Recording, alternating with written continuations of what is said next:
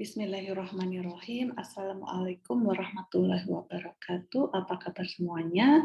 Kali ini kita akan mendiskusikan tentang work-related attitudes. Jadi di sini teman-teman sudah langsung tahu ada dua kata kunci yang akan kita pelajari, yaitu work, kerjaan ya atau pekerjaan dengan attitudes ya. Apa itu maknanya ya nanti akan kita bahas. Intinya adalah work-related attitudes berkaitan dengan feelings atau perasaan-perasaan seseorang ataupun karyawan terhadap pekerjaannya, organisasi maupun orang-orang yang terlibat di dalam organisasi maupun orang-orang yang terlibat sepanjang seseorang itu melakukan suatu pekerjaan. Oke. Nah, ya tadi masalah perasaan.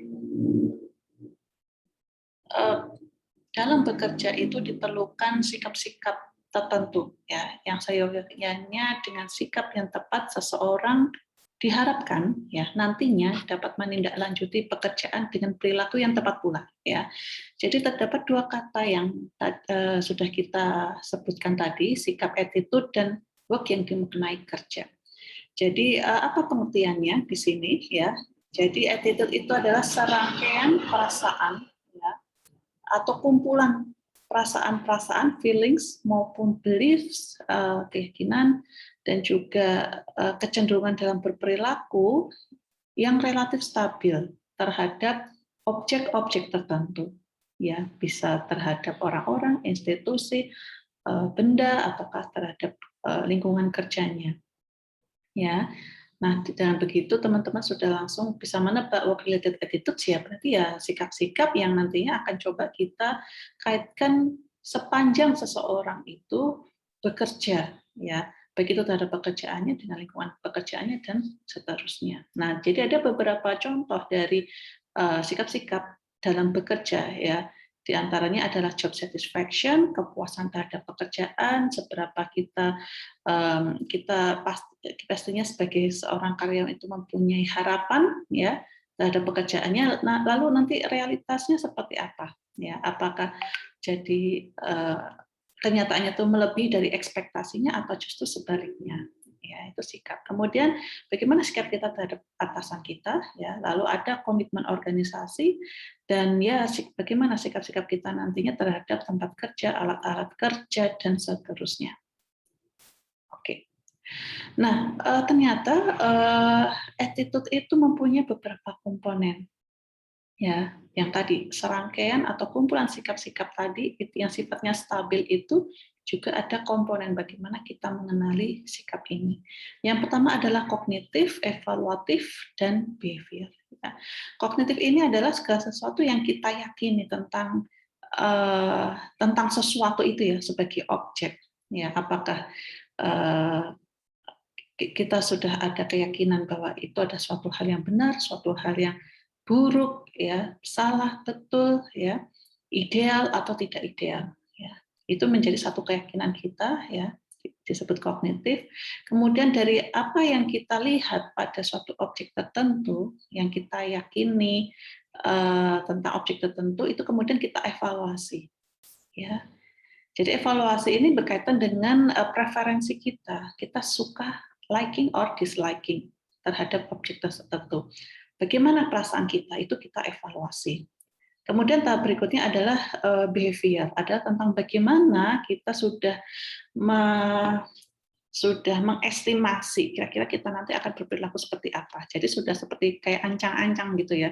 Kalau ada kondisi ada suatu keyakinan, lalu ada suatu perasaan terhadap objek tertentu, lalu kita sudah punya rencana kira-kira nanti akan berperilaku seperti apa ya terhadap objek ya tadi ya, bisa workplace, partner, kolega, bos dan organisasinya. Kita berikan satu contoh ya. Jadi objeknya adalah atasan kita ya. Jadi bagaimana komponen ini bisa berjalan ya. Jadi yang pertama adalah tadi secara kognitif bahwa kita mengenali atau seseorang itu mengenali bahwa bosnya itu adalah tipikalnya orang yang mudah marah ya. Bosnya ini tipikalnya pemarah. Ya, ini yang kita ketahui, ini yang kita yakini. Kemudian kita evaluasi, ya, kita terapkan berdasarkan preferensi kita tadi bahwa saya nggak suka dengan orang yang suka marah-marah, ya. Nah, kemudian berdasarkan hasil kognitif dan evaluasi tadi, akan suatu objek tertentu, kita tahu bos kita tipikalnya apa, dan kita terapkan dengan diri kita. Nah, ini kita sudah punya semacam perencanaan, estimasi, ya, predisposition, bahwa sebisa mungkin sih saya akan menghindari bos saya, gitu. Karena bos saya pemarah dan saya nggak suka. Kalau bisa sih melipir gitu ya, minggir-minggir gitu ya, kitanya. Nah, itu ya. Nah, ini masih dalam bahasa mudanya itu masih dalam benak kita, karena hasil dari komponen-komponen tadi ada kognitif, lalu kita evaluasi. Nah, ini menjadi referensi kita nanti, komponen behavior-nya mau seperti apa. Ya. Nah, sikap yang lain adalah job satisfaction, ya, tentang seorang karyawan itu tentunya akan memiliki suatu harapan, lalu bagaimana realitasnya, apakah sesuai dengan harapan ataukah malah tidak, gitu ya. Jadi misalkan kepuasan terhadap pekerjaan itu bisa karena terkait dengan masalah upah, ya, bisa juga terhadap orang-orang yang bekerja, kolega kita atau atasan ataukah bawahan, ya, macam-macam sebenarnya, ya. Kepuasan kerja itu faktornya bisa macam-macam. Nah, kemudian ini ada secara riset, ya, ada beberapa tipikal orang-orang yang atau para pekerja yang mudah terpuaskan, ya, mudah bersyukurlah bahasa kita, ya. Di antaranya adalah white collar personnel, ya, older people, orang-orang yang sudah melewati banyak durasi waktu, ya, lebih tua. Kemudian orang yang sudah memiliki banyak pengalaman itu kecenderungannya juga mudah merasa puas dengan pekerjaannya, ya, karena tahu up and down-nya seperti apa, dan mereka kecenderungannya lebih enjoy gitu ya, lebih satisfy. Kemudian laki-laki dan anggota organisasi yang secara kuantiti itu, ya, merupakan anggota yang mayoritas. Ya, kita teman-teman bisa memahami secara psikis seseorang yang dia merupakan anggota yang mayoritas ataukah minoritas itu secara psikis saja juga sudah berbeda. Nah, teman-teman bisa menghubung-hubungkan, ya. Kemudian, nah ini ya, sumber-sumber kepuasan kerja tadi sudah saya sebutkan, termasuk pay, ya, lalu promotion, ya. Misalkan di satu organisasi itu memang ada potensi jenjang karir yang memungkinkan, ya, lalu pekerjaan itu sendiri, security keamanan, supervisor, ya, atau keatasan kita, ya, coworkers, kolega. Nah, stres yang ada di tempat kerja, ya, itu bisa saja menjadi satu kepuasan manakala kita juga pada saat melakukan satu pekerjaan, walaupun ada tekanannya, tapi juga disupport oleh baik itu tools, lingkungan kerja yang sesuai, ya. Tapi job stress ini juga sifatnya bisa jadi malah menjadi pengurang rasa kepuasan, kecenderungannya. Ya, apalagi kalau dia sudah pekerjaannya bertumpuk-tumpuk, kemudian mungkin secara pay-nya juga rendah, kemudian tidak mendapatkan dukungan dari supervisor dan coworkers. Jadi ini sebenarnya sumber-sumber yang dia bisa up and down, nantinya akan mempengaruhi job satisfaction yang dipersepsikan, yang dipahami oleh karyawan bisa berbeda-beda tergantung naik turunnya sumber-sumber ini, ya. Nah, konsekuensinya apa jika job satisfaction ini tadi ya naik ataupun turun, ya? Maka ada kecenderungannya adalah misalkan job satisfaction-nya adalah rendah, maka tingkat atau potensi karyawan untuk menarik diri, ya, bisa dalam bentuk absen, ya, dia itu lebih suka mangkir dari pekerjaannya, jarang masuk dan seterusnya, itu juga semakin tinggi, ya. Ataukah yang ekstrim adalah kecenderungan dia berhenti dari tempat kerjanya, itu pun juga akan tinggi, ya. Mungkin ada gradasi, kalau tarik mundur secara proses bisa beragam. Ada yang dia merasa kalau dia tidak keluar dari pekerjaannya, mungkin dia akan merasa cuek gitu dengan pekerjaannya gitu ya. Nah, hal ini yang nantinya kalau job satisfaction turun pun kalau dikatakan dengan task performance ya dia tidak akan perform ya. Ataukah sebaliknya, kalau kepuasan kerjanya itu tinggi, maka tingkat absennya mestinya tidak tinggi ya. Dia akan lebih banyak masuknya, dia lebih aktif, dia akan lebih senang kerja gitu ya. Lalu turnover-nya juga semakin rendah, dia akan lebih nanti kalau dikaitkan dengan komitmen terhadap organisasi gitu ya, dia akan lebih komit lah ya, dan mencoba untuk terlibat dengan pekerjaan-pekerjaan terkait ya. Nah, nantinya harapannya dengan job satisfaction yang tinggi pun juga akan semakin tinggi performanya dia ya. Jadi sifat dari bagaimana seseorang itu mengenali ya dari tadi komponen kognitif pengetahuannya dia terhadap lingkungan kerjanya, lalu dia mengevaluasi, lalu larinya ke behavior-nya ya.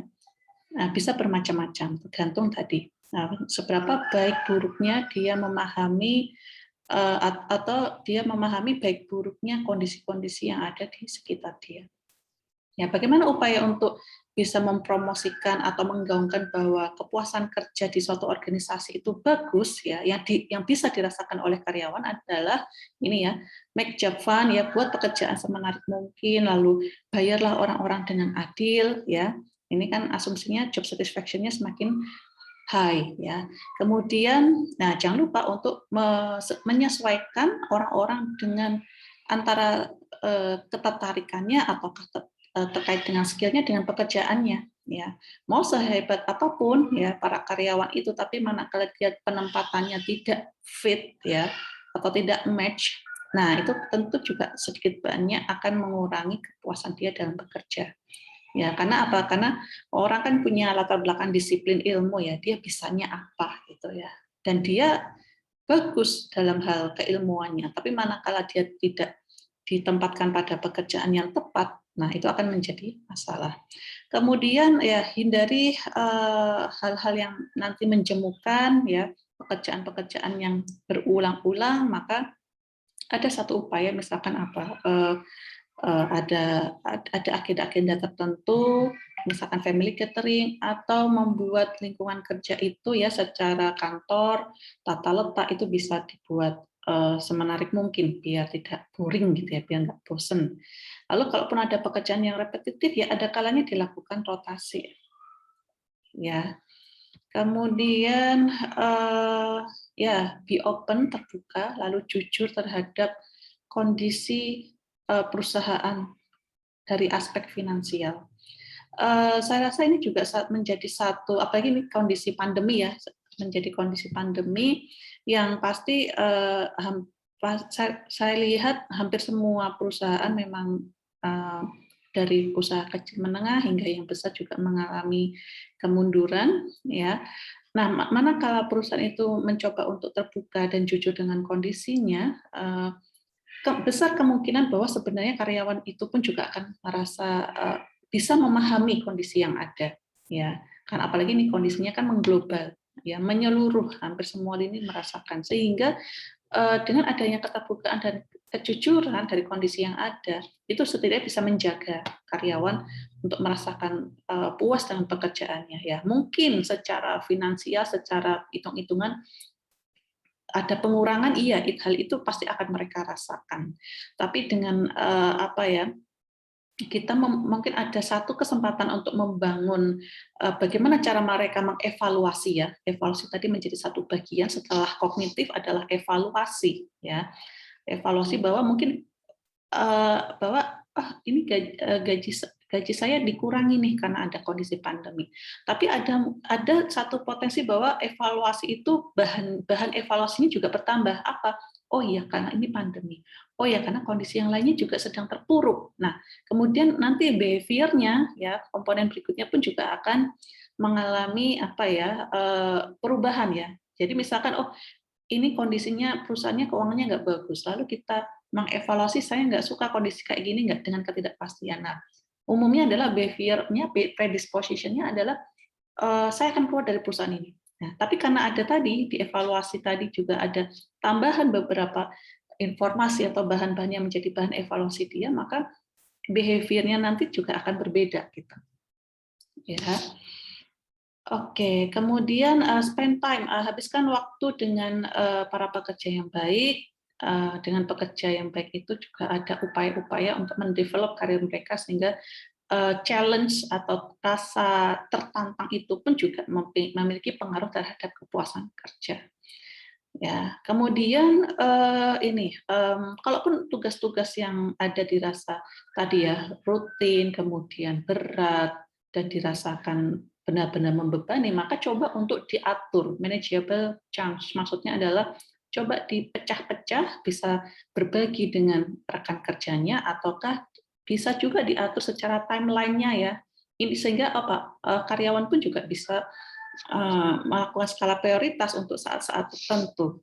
Nah, itu pun juga akan mensupport adanya kepuasan kerja. Jadi tidak semua pekerjaan langsung dibruke ya, langsung ditaruh di bahu para karyawan itu secara bersamaan, tapi dengan timeline yang jelas, ya terschedule ya, ataupun tadi berbagi tugas dengan koleganya.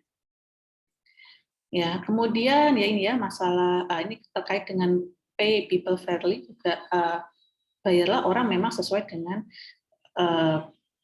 apa yang mereka pantas untuk mendapatkannya. Ya. Nah, kemudian organizational commitment ternyata ada tiga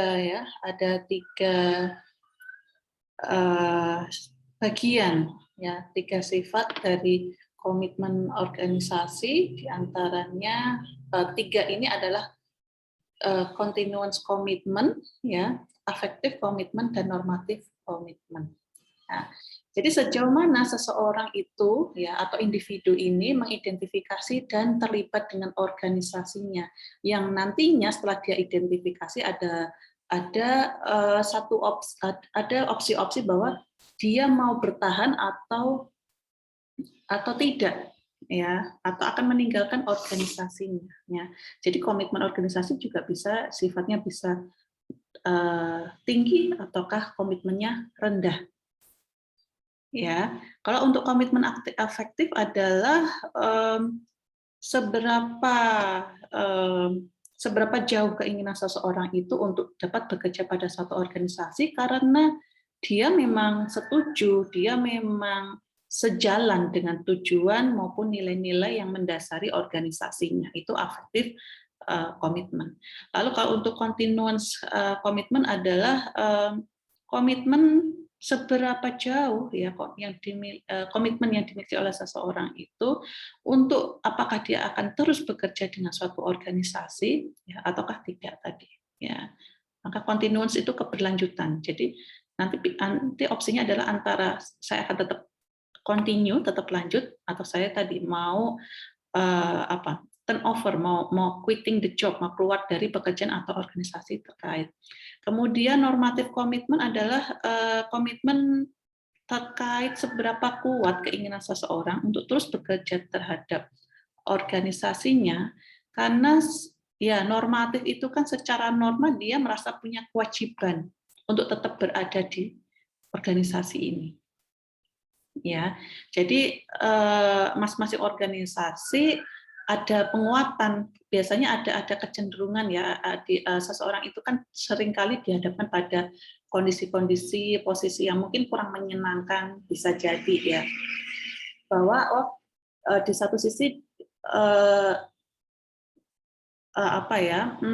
secara afektif misalkan, secara nilainya dia nggak cocok, tapi ada kalanya karena dia harus bekerja ya, dia harus bekerja maka kuat dalam hal normatif komitmennya ya, atau karena dia bekerja misalkan pekerja laki-laki ya, dia sudah berkeluarga punya anak istri, maka tingkat continuance-nya juga lebih tinggi, walaupun jadi kan ada rasa terpaksa di situ ya, ada yang kosong di satu sisi di bagian komitmen afektif ya, ataukah bisa macam-macam ini, atau syukur-syukur memang dalam satu organisasi bisa meningkatkan ketiga-tiganya komitmen ini terhadap para karyawannya ya.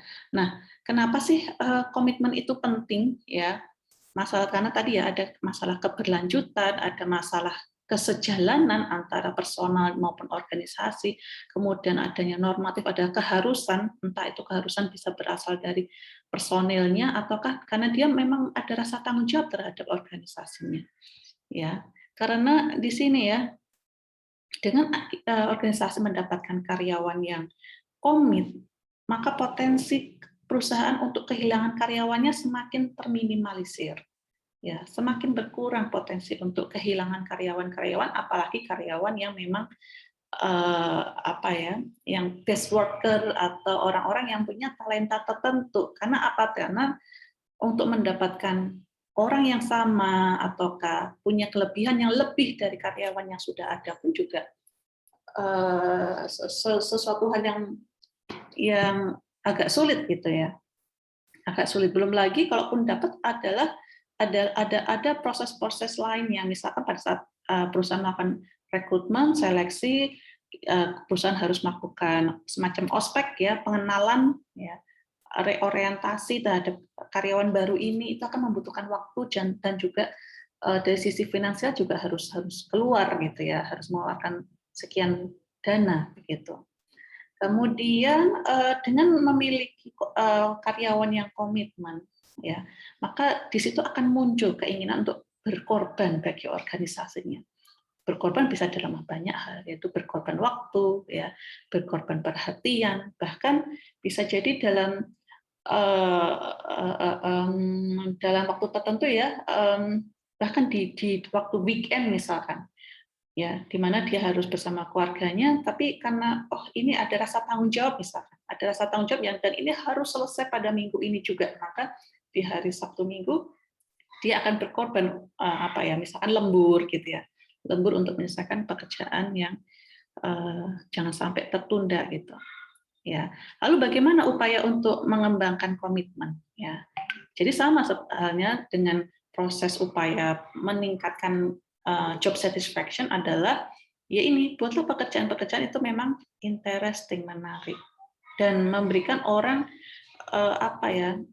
vibe-nya itu atau orang menjadi lebih challenge bahwa saya ini juga bisa loh, saya ini bisa bertanggung jawab loh dengan pekerjaan-pekerjaan itu.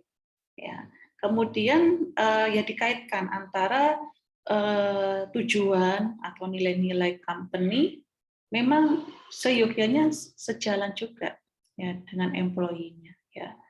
Ataukah memang dari awal perusahaan memang harus dengan nilai-nilai yang sudah dia miliki dari awal pastikan bahwa sejak ada pintu masuk itu karyawan masuk ya atau kandidat para pelamar itu masuk, pastikan bahwa memang karyawan itu memiliki visi misi ketertarikan yang sama dengan perusahaan itu ya. Jadi kuncinya memang ada pada mungkin sebelum rekrutmen dan seleksi adalah sejak proses perencanaan SDM gitu ya, itu sudah mulai dipikirkan masalah interest, masalah visi misi. Jadi ada satu pemikiran bahwa kita yang kita lihat itu tidak hanya melihat dari skill knowledge-nya atau ability-nya, tapi juga dilihat kira-kira nilai yang melekat pada talent atau para pelamar ini sesuai tidak, gitu ya.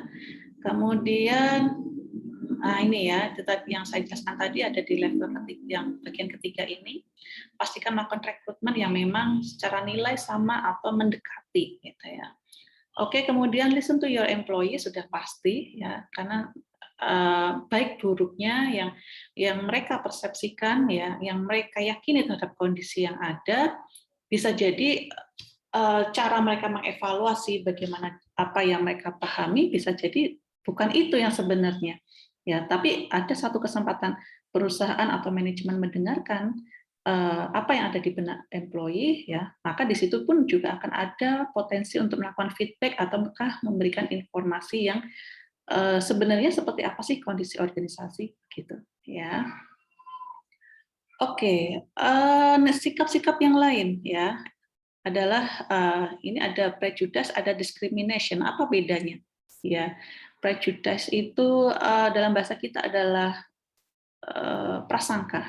Ya, nah, kalau diskriminasi Nah, berarti ini kita kenali ya, prejudice adalah sikap negatif merujuk terhadap anggota organisasi atau pada satu objek tertentu yang seringkali dikaitkan dengan mereka itu ngeling dengan kelompok yang mana, ya. Jadi prejudice itu bahasa kita itu adalah prasangka yang kecenderungannya prasangka, karena prasangka ada yang bagus, ada prasangka yang baik ya. Atau dalam bahasa kita itu ada suudzon ya, prasangka buruk, ada yang husnuzon, prasangka yang baik. Nah, untuk yang suudzon ini ya sikap negatif ya, karena dikaitkan dengan kelompok atau lingkungan tertentu, tapi yang kita lihat lebih pada yang negatifnya. Ya, baik secara usia, ras, atau orientasi seksual. Nah, bedanya apa dengan diskriminasi? Nah, kalau diskriminasi itu sudah keluar dalam bentuk perilakunya. Nah, jadi prasangka itu masih dalam benak kita, dalam attitude, perasaan kita. Lalu behavior itu sudah tampak nyata. Bagaimana apa?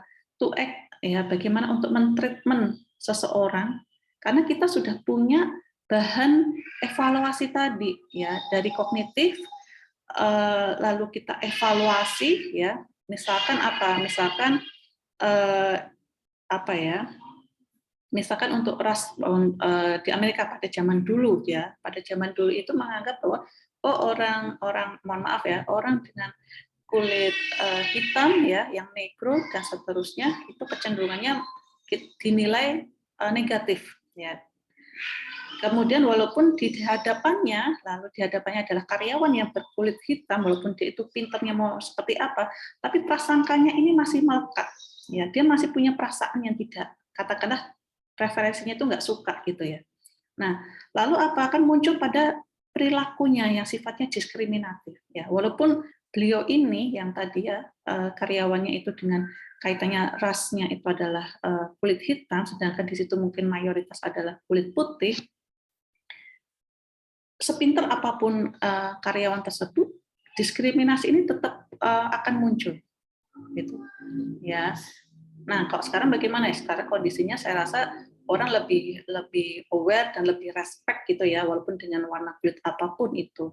Ya, kita terbuka ya. Bahkan yang dulunya ada masa penjajahan gitu ya, masa kependudukan dari negara satu ke negara yang lain karena menganggap ras yang satu lebih unggul dibandingkan ras yang lain, saya rasa sekarang juga sudah praktek seperti itu sudah banyak berkurang ya. Tapi mungkin kalau secara orang per orang ya di masing-masing organisasi hal-hal seperti ini bisa saja masih muncul begitu ya. Nah, ini ya teman-teman masih kita kaitkan dengan tadi 3 komponen attitude ya dalam prejudice, prasangka dan aktivitas atau perilakunya dan bentuk diskriminasi seperti ini ya, bahwa misalkan ada satu keyakinan bahwa orang yang berasal dari kelompok X itu adalah males ya, atau nggak pinter pastinya misalkan, atau dari negara tertentu itu orangnya jorok misalkan ya. Itu kan tadi suuzon tadi ya, negatif stereotype. Lalu apa dievaluasi bahwa yang seperti ini tadi ya, orang-orang yang tadi disebutkan tadi dari kelompok X, Y, Z itu adalah orang-orang yang kita secara preferensi nggak suka gitu ya. Nah, kemudian apa? Ada behavioral predisposition, ada semacam tadi ya. Nanti kalau dengan orang seperti ini apa yang akan kita berlakukan terhadap orang-orang dari kelompok X ini ya, lalu muncul behaviornya seperti apa ya. Nah, nanti ini prakteknya bisa pada saat proses seleksi ya, ada rekrutmen, lalu salah satunya ada atau salah 10-nya gitu di antara para pelamar itu adalah orang dengan latar belakang kelompok X, maka ini ya tidak akan mempekerjakan orang-orang dari kelompok ini. Nah, itu berarti sudah ranahnya langsung sudah tidak dalam benak mereka tapi dalam bentuk perilaku. Oke, ini ya dasar-dasar adanya prasangka ya, usia, tadi kondisi fisik, mungkin ada kondisi yang orang-orang tertentu itu apa ya, difabel atau ada keterbatasan secara fisik, lalu gender ya, laki dan perempuan.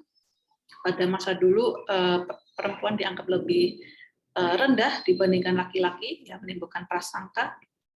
Lalu seksual orientasi, ya, lalu ras, ya, asal negara, dan agama. Ini biasanya akan menjadi besar kemungkinannya dari hal-hal ini timbul prasangka. Oke.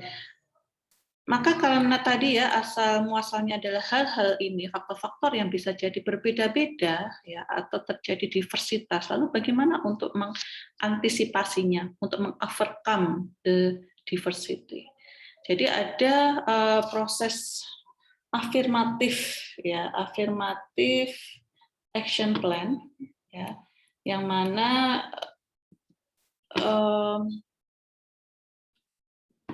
program ini untuk memberikan kesempatan kerja kepada kelompok-kelompok tertentu yang kurang terwakili gitu ya. Jadi ada perwakilan atau ada semacam stratifikasi gitu ya yang representasi dari beberapa golongan tertentu. Jika memang itu mudah ditemui baik itu secara latar belakang ras, kelompok negara, ya, karena misalkan ada penyebutan negara maju, negara berkembang, ya, dilihat keterwakilannya seperti apa.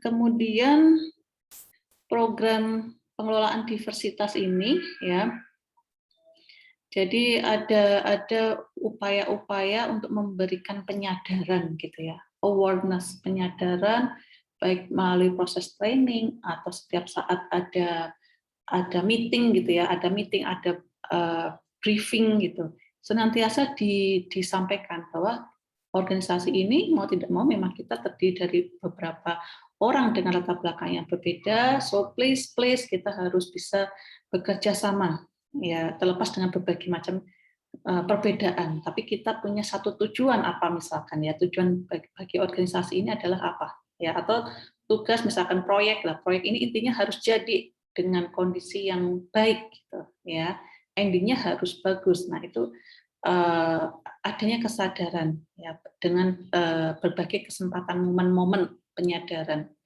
ya. Kemudian ya pelatihan akan keterampilan ya basis ya, karena keterampilan orang pinter, orang bisa melakukan sesuatu itu pun juga memiliki expertise yang berbeda-beda ya teman-teman. Ya, kemudian pemahaman cross cultural ya sudah jelas ya. Lalu bagaimana untuk komunikasi antar budaya ya, maka biasanya organisasi itu kan berupaya untuk menggaungkan bahwa dari manapun Anda berasal, misalkan kita menggunakan bahasa yang satu misalkan ya, seperti Indonesia itu kan dari banyak suku, banyak bahasa. Lalu bagaimana agar bisa masing-masing bisa lebih terbuka satu sama lain ya. Selain ada pengenalan antar budaya adalah upaya agar ada bahasa yang satu untuk bisa menyambung antara satu dengan yang lain dalam satu pemahaman ya.